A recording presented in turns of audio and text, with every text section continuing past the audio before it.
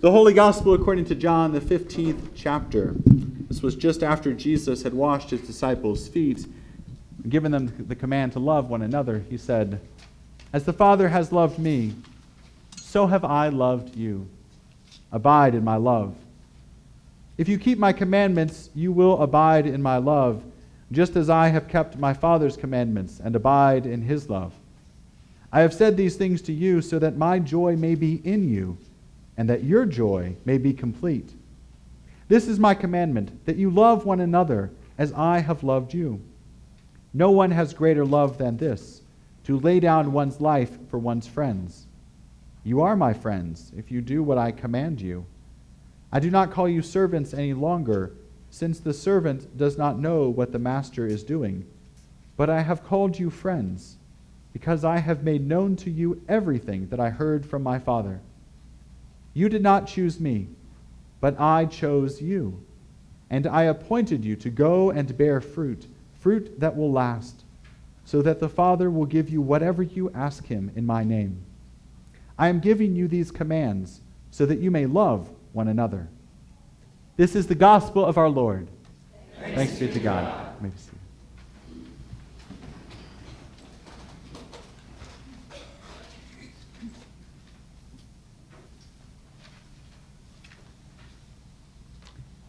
It starts with God's peace making us whole. God's peace that makes us whole and then flows through us to make others whole. One time Jesus put it this way. He said, "I am the vine and you are the branches. Go bear fruit. Go bear fruit that will last." I've seen the peace of God flowing through you, vines of God. See if you can recognize the peace of God in some of these stories. Now, the usual message that adults with disabilities hear is, "You're different. You're not able. You don't matter." At Circle of Friends, we celebrate what someone is able to do, not their disability. We celebrate their crafting, dancing and singing together. We pause and listen to each other and celebrate together the life that God gives. It's a simple valuing of humanity, sure, but it's also putting this love of Jesus into action. And it helps to bring wholeness to the participant and to our entire community. The truth is that we all miss out when someone is not here. Fabric is prayerfully cut and tied together. And soon it will be given to children in hospitals, in shelters, in social service agencies, and wherever a child might need a big hug. For kids whose world is in crisis, a Linus blanket is a message of peace. It's a message and a measure of wholeness. It's to be wrapped up in love. You might have heard on Saturday nails getting pounded or paint rollers rolling lots of paint. Because soon Emmanuel and his family, they will have a habitat house to call their home. A home that gives such wholeness and well-being to a family. It's the making of peace and a gift of love. Working with families that have fled their homes because of violence and have been resettled here in our country, helping them to figure out what an American grocery store looks like and how it works and how to speak English, homework help with kids. This is all part of what it looks like to love a refugee family, helping them to strive to be whole after having lost so much. Rebuilding lives, making them whole. That's what our refugee team does in so many different ways through this Circle of Welcome program. Weeding and watering and planting and harvesting and delivering fresh produce. It flows from our Promise Garden just down the road at the end of the parking lot to the CAC in Sandy Springs and onto the table of our neighbors in our community. That fresh food, it is part of God's peace God's wholeness for our neighbors, because it nurtures their nutritional wholeness in their lives. It is, you might say, love on a plate. You.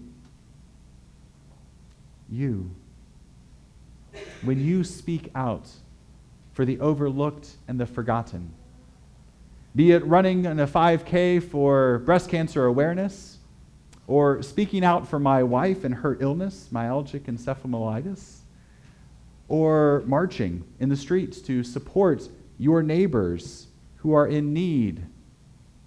All of this is working toward God's well-being in the world. When you listen to the human being right in front of you, even if you don't understand their politics or their life situation, when you listen to them and focus on them and love them as someone whom is made in the image of God and for whom Christ died, when you do that, you are working for God's shalom.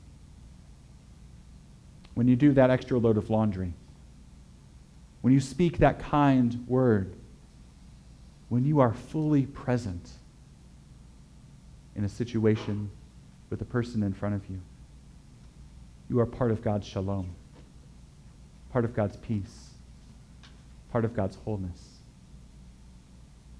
There is no better way to love one another than by practicing God's shalom, God's peace, God's wholeness. Friends, you and I, we are called to dedicate our lives to working for our neighbors' shalom. We are called to do that for our neighbors who sit with us here in the pews, but our neighbors in our homes as well, and our neighbors in our town and throughout our world. Recall again this cross that stands here in front of us, how the vertical beam points up toward our Father in heaven and the beam points down to the meal that Jesus gives us.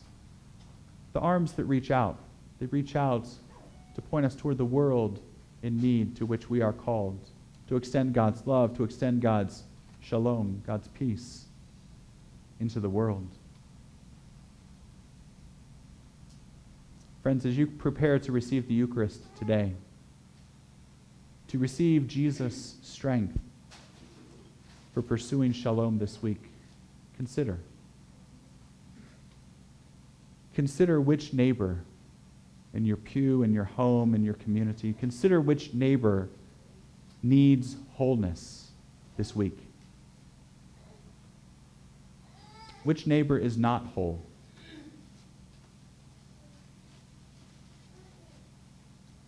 Because, friends, God has chosen you. God has chosen you to make someone in your home whole this week. God has chosen you to make someone at your work or at your school whole this week. Whom will you help to make whole? Who will it be? Now, come to the table with those outstretched hands and receive Christ's strength to do it.